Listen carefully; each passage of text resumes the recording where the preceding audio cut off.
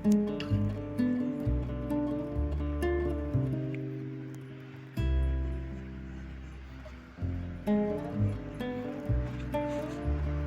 проспекті. Тетстің маңдайы. Ушундай аллеялар Бишкекте качан оңолобут.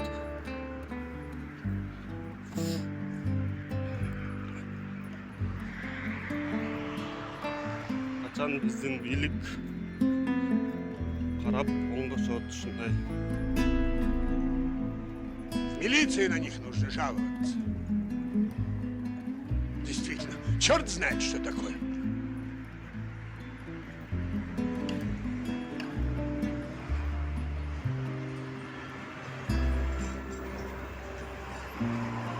Качан